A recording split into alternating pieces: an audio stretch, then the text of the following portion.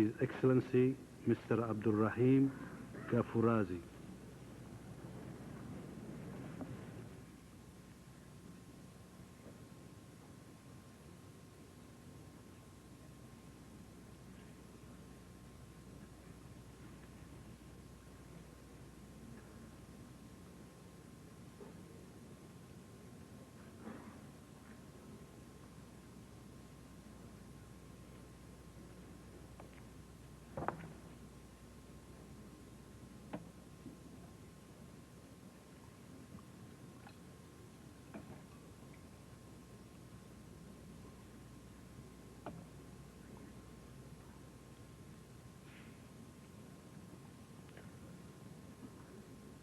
In the name of God, the compassionate, the merciful.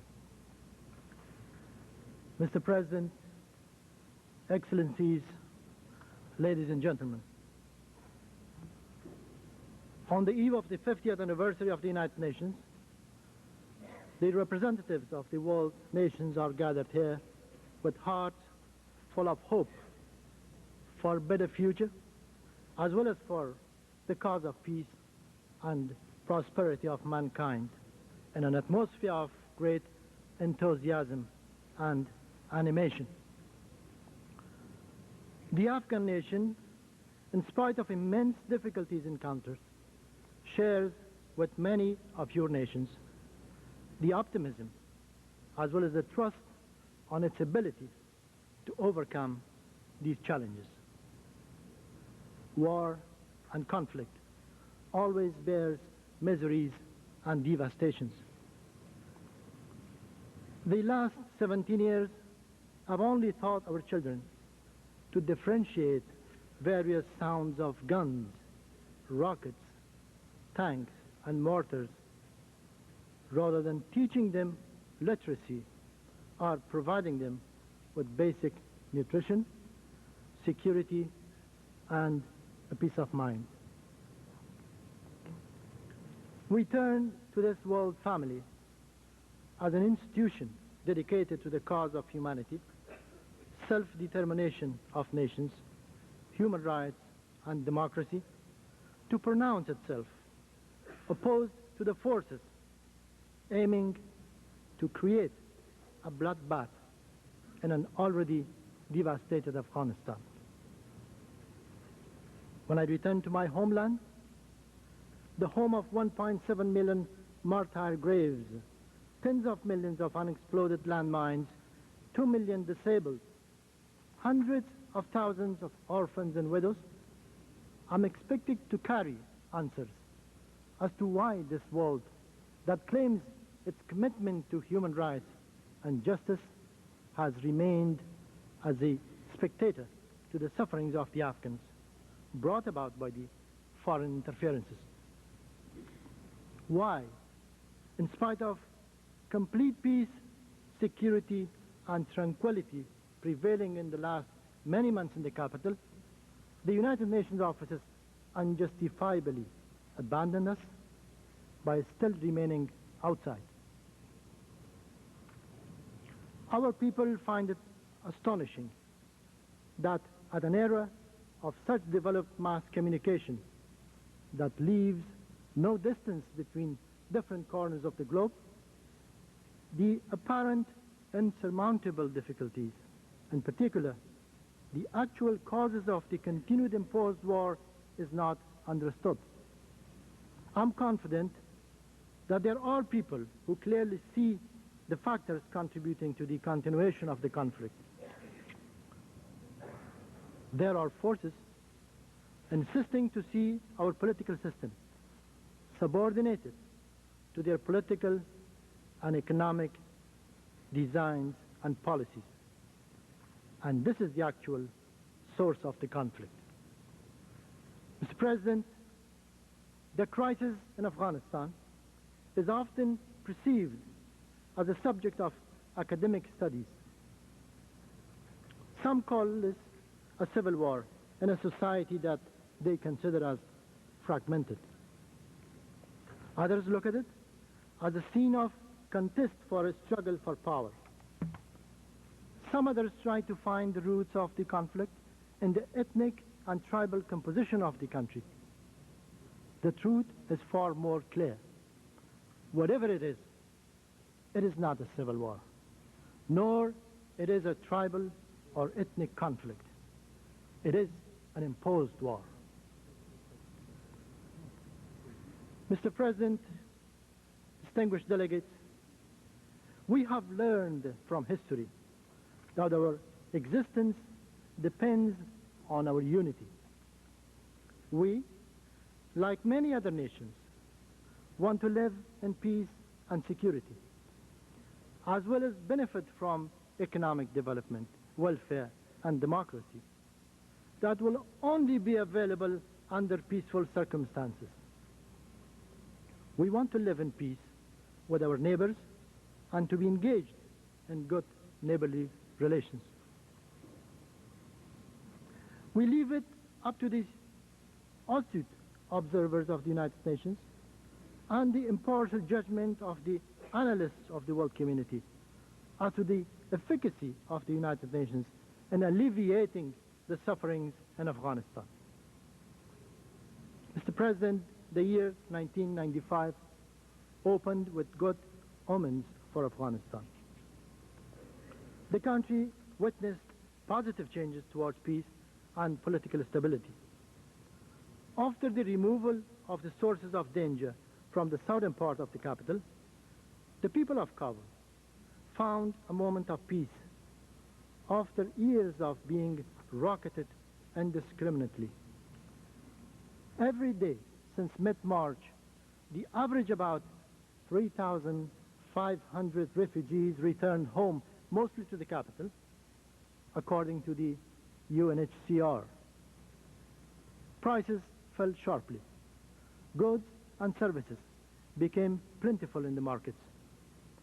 The government reopened 156 schools for girls and boys, and the universities reopened in an atmosphere of security and peace. Official delegations from the United States, Switzerland, Germany, France, United Kingdom, Republic of Korea, the Islamic Republic of Iran, Pakistan, Saudi Arabia, Turkey, Tajikistan, Russian Federation, Uzbekistan, the People's Republic of China, the Sudan, as well as many international organizations and others, came to Kabul. Afghan high-ranking delegations also traveled abroad. The Islamic State of Afghanistan even won an opportunity to take steps towards peace and regional security. From among the Tajikistan peace mediators, Professor Burhanuddin Rabbani, the president of the Islamic State of Afghanistan, accomplished the most. We remember that his peace initiative conduced to unprecedented and positive changes regarding the civil strife in Tajikistan. Kabul city, for the first time, hosted direct talks between His Excellency Imam Ali Rahmanov, the President of Tajikistan, and Sayyid Abdullah Nuri, the leader of the Islamic Revival movement, representing all the Tajik opposition. In a historic press conference, both leaders embraced each other and agreed on a longer-term ceasefire. Confidence-building measures were taken upon domestic endeavors between Afghanistan and the opposition. The Islamic State of Afghanistan, aimed at putting an end to all problems in the country, presented a peace plan to the United Nations that on most of its items, for the first time, a sense of agreement among all sides emerged. A plan pledged to the nation the convening of a Grand National Assembly, that we call it Loya Jirga, within a year. The Islamic State of Afghanistan, while leaving the question of creation of an appropriate mechanism for the convening of the Grand National Assembly to the United Nations Special Mission, made a promise to agree to the participation of the opposition groups in the current Supreme State Council and in the actual one-year termed transitional government until the convening of the Grand Assembly. As a result of these proposals, the people of our country and of the region felt more optimistic towards the return of peace to Afghanistan. However, those needlessly afraid of an independent, stable, and self-reliant Afghanistan sought to divert the course of events according to their own interests. They used once again the made-up Taliban group, whose actual identity and character and the sources of their funding and arming are yet to be known to most of the members of this hall, equipped with arms, light and heavy, from across the border of our country, with air power. Ironic enough, they recently chose to target Western Afghanistan, were based upon the earlier statements of Ambassador Mahmoud Misteri, head of the United Nations Special Mission for Afghanistan, stood as the best model of a healthy administration, order, stability, and welfare for people. With the intent to expose the Islamic State to instability, military intelligence service across the border pushed hard in trying to unite the opponents against the state under a sole command. They boosted the Taliban mercenaries with their own frontier militia. Thousands of those being trained across Afghan borders launched attacks against the Shindand air base and a number of other western provinces of the country, including Herat, as a result of which the peaceful city of Herat turned on the 5th of September to a city under occupation, chaos, and insecurity. A great number of civilians lost their lives. Tens of thousands were forced to leave their houses.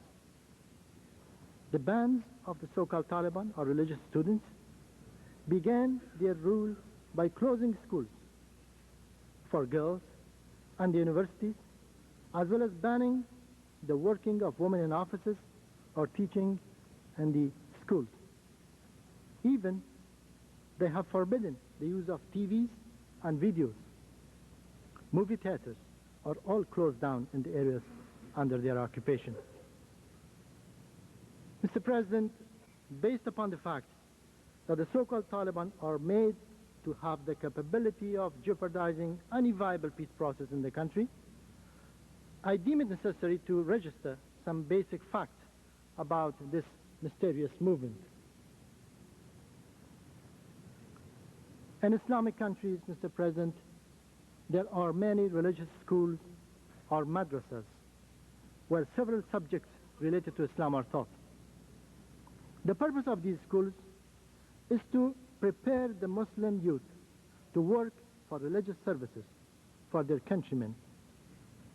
But in no madrasa in the world, the subject of modern warfare, like the usage of artillery, rockets, flying of warplanes, is taught. This is the work of military academies. Mr. President, the only modern item the Taliban mercenaries are aware of are advanced armaments. As far as their links with outside is concerned, the most pertinent question is the following. If their numbers are about 30,000, as they claim, and each of them would require $100 for daily and military expenses, then, Mr. President, a very important question should be asked. Who is paying for more than $88 million a month for their expenses? As far as logistical support, for instance, according to the calculations, in order for the Taliban to have their transport vehicles, tanks, and other armored vehicles running, they need more than 15,000 gallons of fuel each day. This is aside from almost the same amount of fuel that they require as reserve. And again, who is providing them with such huge logistical support? The Taliban, moreover, they have